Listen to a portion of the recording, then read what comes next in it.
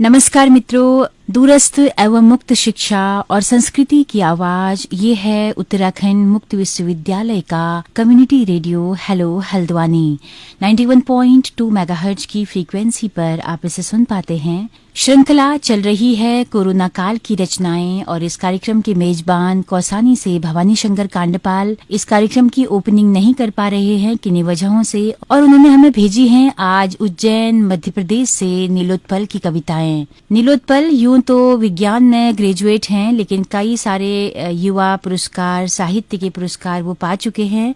उनका पहला कविता संकलन अनाज पकने का समय भारतीय ज्ञानपीठ से 2009 में प्रकाशित हुआ है। दूसरा संग्रह पृथ्वी को हमने जड़ें दी बोधि प्रकाशन से 2014 में आया है। 2009 में विनय दुबे स्मृति सम्मान उन्हें मिला है, तो 2014 में वागीश्वरी सम्मान से वो नवाजे जा चुके हैं। रोजी रोटी उनकी दवा व्यवसाय से चलती है और अपनी मन की उद्वेलना को कलम के जरिए अभिव्यक्त करते हैं।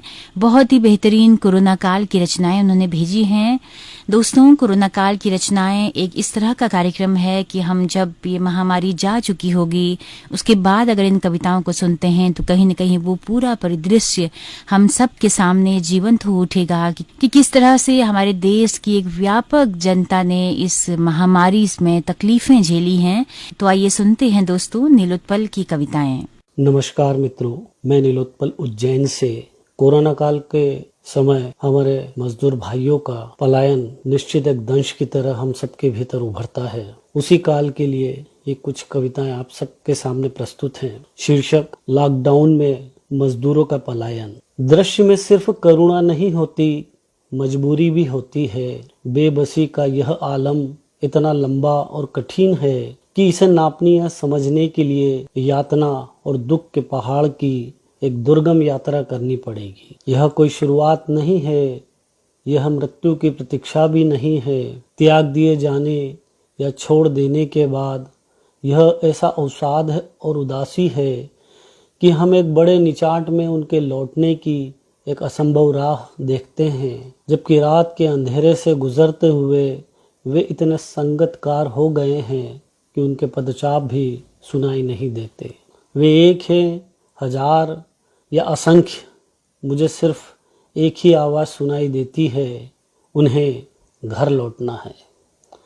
सारी आवाज़ें चुप हैं, समूची पृथ्वी पर सिर्फ यही गूंजता है, उन्हें घर लौटना है। हम देखकर अनुमान नहीं लगा सकते कि उन्हें किस बात की जल्दी है। ऐसा लगता है जैसे भीषण गर्मी में जीवन की इस निस्तब्धता को उनकी असंख्य परछाइयाँ ढक देना चाहती है। इस दृश्य में चित्कार नहीं, क्रंदन नहीं, सत्ता का डंक है। पलायन का यह महादृश्य आज़ादी की उन स्मृतियों की ओर ले जाता है जहां हमने अपने ही देश में सीमा के बीचों बीच चलते उन असंख्य हजारों लाखों नंगे पाँवों को अपनी निस्सहायता में डूबते देखा। सत्ता को पता है गरीबों के लिए न्याय सबसे अंत में होता है, लेकिन जरा ठहरिए, उसमें भी एक पॉज बटन है। सरकारों के कान नहीं होते, इसलिए उन्हें मरते छोड़ देने की यह एक खुली ट्रेनिंग है। उसी से अगला भाग। बुल्डाना, समलखा, जालना, बड़वानी, गढ़मुक्तेश्वर, पलमू, बाबूगढ़, हावड़ा, गोंडा, सोनीपत, फिरोजाबाद, गढ़ गोविंद, लोनी, सरसाना, बालाघाट, कुंडे, मोहगांव, चंदौली, अंबाला, यह सब केवल जगह के नाम नहीं, सघन कठोर दुख का पिघला चेहरा है। इस सदी की चिंता में डूबा हुआ इनका हर कदम अपनी शोकाकुल आंखों से इस व्यथा को देखते पेड़ों ने अपनी खामोशी को और गाढ़ा और चित्तेदार किया हो जैसे। यह अविराम चलते जत्थे सड़कों, ट्रेनों, खेतों के सहारे किसी अनंत की खोज में चलते चले जा रहे हैं। क्या बच्चे, क्या महिला, क्या जवान, क्या बूढ़े, सभी एक ही तरह की आग और एक ही तरह की भूख को लिए चलते चले जा रहे हैं। यहाँ मृत्यु का कोई अर्थ नहीं, हर किसी के पास इसका पासवर्ड है। इसका अगला। औरंगाबाद एक खास जगह है। यहाँ पश्चिम का ताजमहल है। औरंगजेब की पत्नी राबिया दुरानी का मकबरा है, बाबा शाह की मज़ार है, जहाँ सादगी का बिछौना है। यहाँ अतीत के बहुत से दरवाजे हैं, लेकिन यह खुलते नहीं।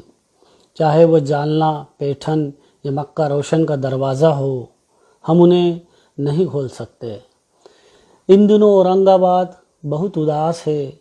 उसके प्लेटफॉर्म सुने हैं, उसमें अतिथियों के लिए कोई दरवाज़ा नहीं खोला गया। वह कह नहीं सकता उस पर घर लौट रहे ट्रेनों से कुचले 16 मजदूरों की हत्या का मुकदमा चलाया जाए। हालांकि उसने यह भी नहीं कहा हत्या उसने नहीं, सत्ता की अंधी ट्रेन ने की है। अगला, 12 साल की जमालो मकदम तेलंगाना के कन्नीगुड़ा में मिर्च के खेतों में काम करती थी। यहीं उसने जाना दुनिया स्कूल की किताबों से कहीं बड़ी, कहीं ज़्यादा असली है। यहीं दुख के पेड़ हैं और मजबूरी के विशाल पहाड़। वह अभी उम्र का गणित सीख रही थी कि कोरोना जैसी महामारी ने सब गड़बड़ कर दी। वह नहीं जानती थी सत्ता इस बीमारी से ज़्यादा बीमार है। फिर भी उसने अपने घर के लिए 100 किलोमीटर तक कदमों को पैदल नापते हुए गिनती सीखी। कच्ची उम्र और कच्चे ज्ञान की तरह वह भूल गई उसे 12 के बाद अभी सीखना बाकी है। बचे हुए रास्ते को वह नहीं नाप पाई। पिता अंदोराम घर के बाहर उसके लौटने की प्रतीक्षा में हैं। जमालो मकदम के अंतिम शब्द भूख और प्यास ही थे। जिस वजह से वह लौटी, उसकी अंतिम रिपोर्ट भी निगेटिव निकली। उसकी उम्र जितने ही किलोमीटर बचे थे घर पहुंचने से पहले। अगला, याकूब मोहम्मद अमृत को जानता था, अमृत याकूब मोहम्मद को। जैसे परिंदा पेड़ों को जानता है, पेड़ परिंदे को। जैसे आग चूल्हे को पहचानती है, चूल्हा आग को। दोनों निश्चिंत थे, दोनों सिर्फ प्रेम को जानते थे। दोनों के पास किसी तरह का कोई चमत्कार नहीं था, लेकिन दोनों अपनी दोस्ती को बखूबी पहचानते थे। मौत के पास एक ही का पता था, बेरोजगारी और बीमारी में सिर्फ दोस्त ही सगा निकला। अमृत याकूब मोहम्मद की गोद में वह भरोसा छोड़ गया। अगला, उसके दोनों पैरों में प्लास्टिक की पन्नियों की चप्पल थी और वह चले जा रहा था। दूसरे के एक पैर में जूता और एक में चप्पल थी, वह भी रास्ता नाप रहा था। एक किसी के पैर में न चप्पल थी न जूता। उसने अपनी चमड़ी को ही जूते चप्पल की शक्ल दी और कड़ी धूप में चलता रहा। एक वह भी था जिसने रास्ते में मिली पानी की 2 खाली बोतलों को किसी रस्सी के सहारे अपने पैरों में नाथ लिया और निकल पड़ा मीलों लंबे सफर के लिए। एक ऐसा मजबूर भी था जिसके एक ही पैर में चप्पल थी, जिसे बदल बदल कर दोनों पैरों में पहनता रहा। यह कड़ी धूप में अपनी सजाएं लिखने का वक्त था।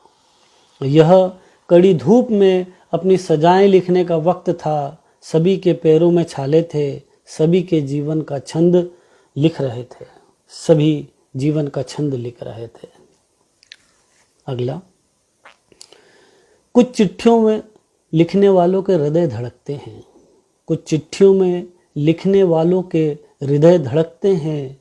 मोहम्मद इकबाल खान अपने विकलांग बेटे के लिए साइकिल चुराने के एवज में, कानून तुम्हारे लिए जो भी सजा तजवीज़ करता, हम सब उसे मान लेने के लिए बाध्य होते हैं।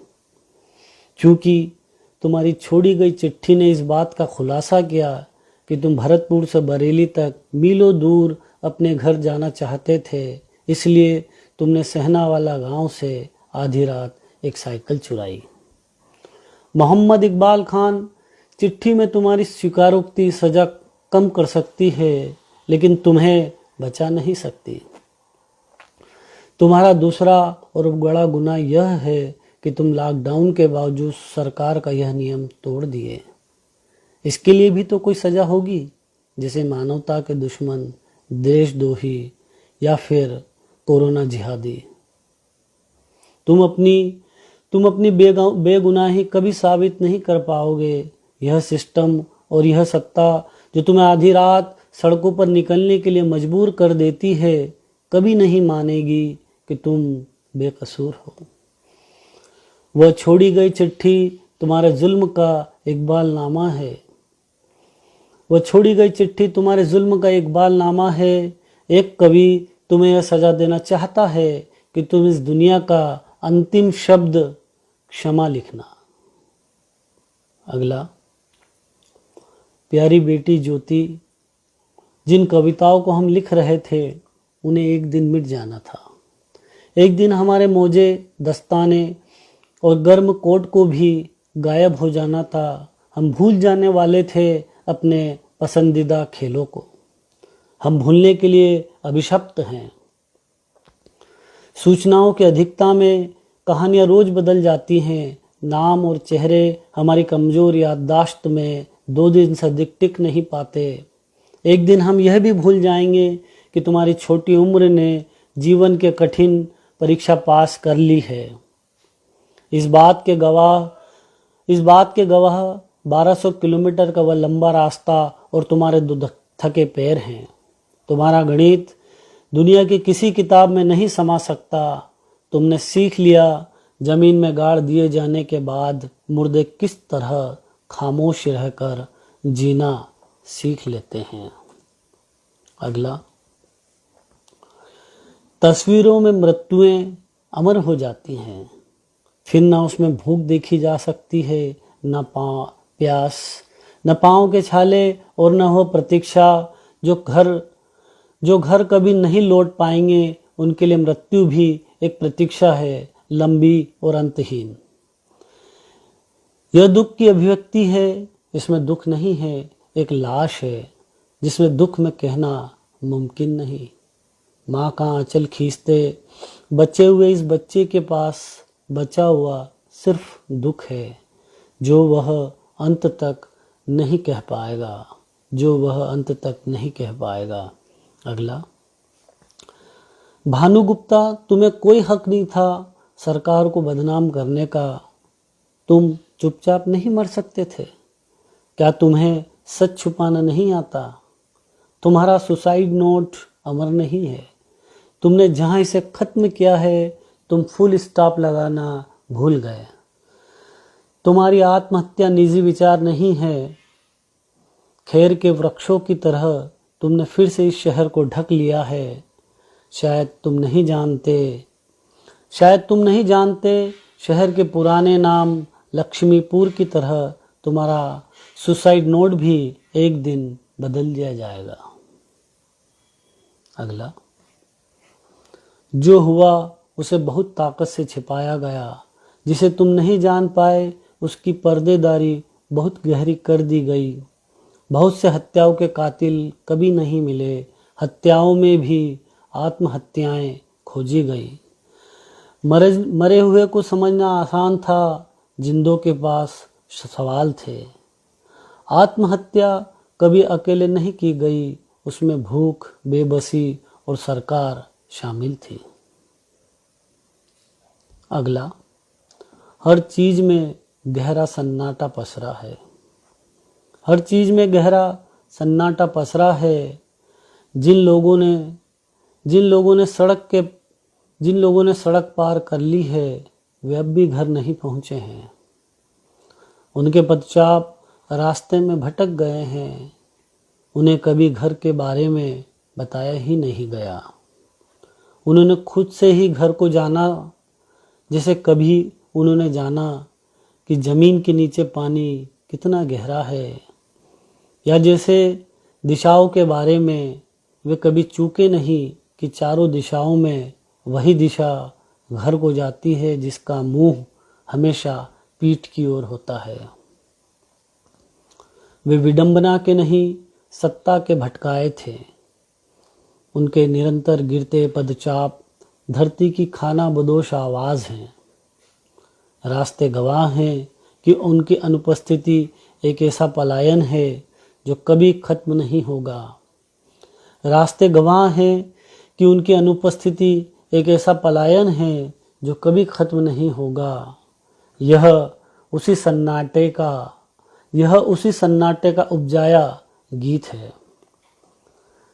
बहुत बहुत धन्यवाद आपका, शुक्रिया।